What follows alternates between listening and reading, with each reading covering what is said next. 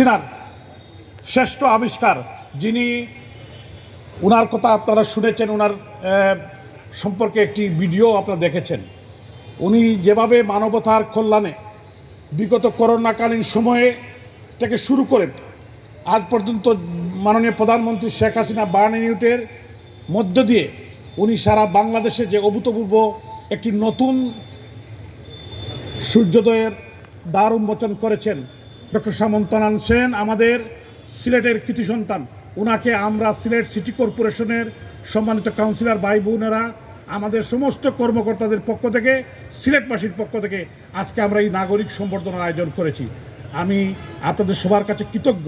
আমাদের সম্মানিত সুশীল সমাজের, আমাদের পুলিশ কমিশনার মহোদয়, আমাদের মুক্তিযোদ্ধা কমান্ড কাউন্সিলের মহানগর এবং জেলার সম্মানিত সভাপতি কমান্ডার এবং বিশেষ করে আমাদের প্রেস ক্লাবের প্রেসিডেন্ট হাসিনা খাতুন চৌধুরী সহ আমাদের পুলিশ কমিশনার মহোদয় জাকির হোসেন খান সহ আমাদের সামনে অনেক অতিথিবৃন্দ আছেন। আমাদের এমপি মহোদয়রা বক্তব্য রেখেছেন, আমাদের সিভিল সার্জন আছেন এবং আমাদের মধ্যে উপস্থিত হয়েছেন বাংলাদেশ মেডিকেল বাংলাদেশের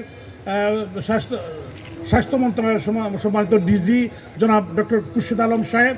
আমরা ওনাকে স্বাগত জানাই। উনি আসলে এসেছেন এবং করোনাকালীন সময়ে ওনাকে আমি দেখেছি উনি কীভাবে এদেশের মানুষের পাশে দাঁড়িয়েছিলেন। আমরা সবাইকে ধন্যবাদ এবং বিশেষ করে এখানে উপস্থিত হয়েছেন আমি কৃতজ্ঞতা জানাই আমাদের বাংলাদেশ আওয়ামী লীগের প্রেসিডিয়ামের অন্যতম সদস্য বেগম আমাদের সৈয়দা জেবুন্নেসা হক এবং বাংলাদেশ আওয়ামী লীগের সংগ্রামী সাংগঠনিক সম্পাদক কুলাউড়া থেকে নির্বাচিত মাননীয় সংসদ সদস্য জনাব শফিউল আলম চৌধুরী নাদেন এবং সিলেট 3 আসনের মাননীয় সংসদ সদস্য জননেতা হাবিবুর রহমান হাবিব এবং আমাদের সুনামগঞ্জ 1 আসন থেকে নবনির্বাচিত সংসদ সদস্য আমাদের সিলেট জেলা আওয়ামী লীগের সংগ্রামী সাংগঠনিক সম্পাদক অ্যাডভোকেট রঞ্জিত সরকার ইতিমধ্যে আমাদের মধ্যে বক্তব্য দিয়ে চলে গিয়েছেন। আমাদের মহানগর আওয়ামী লীগের সংগ্রামী সাধারণ সম্পাদক অধ্যাপক জাকির হোসেন এখন আপনাদের সম্মুখে বক্তব্য রাখবেন। আজকের যিনি সংবর্ধিত অতিথি আমাদের ডক্টর সামন্তরান সেন দাদা।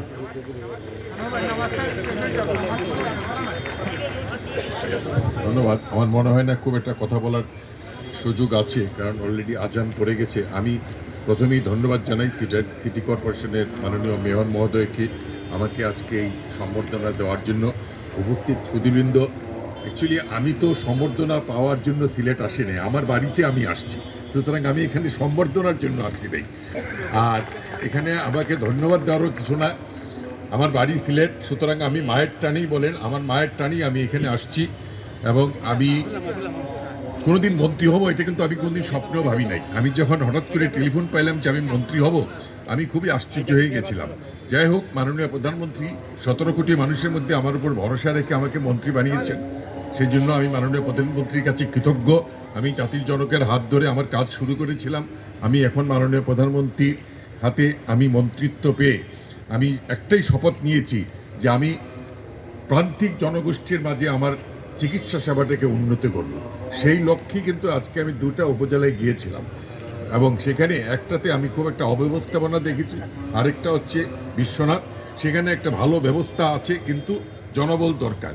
বিভিন্ন জায়গায় আমি দেখেছি বিভিন্ন জায়গায় জনবল দরকার এবং সেই জনবলের জন্যই আমরা কাজ করব। আমার ডিজি মহোদয় সাথে আছেন, আমি ওনার সাথে কথা বলেছি। আমরা ঢাকায় ফিরে গিয়ে আমরা চেষ্টা করব যত দ্রুত জনবল দিয়ে এই কাজগুলো সচ্ছল করা যায়।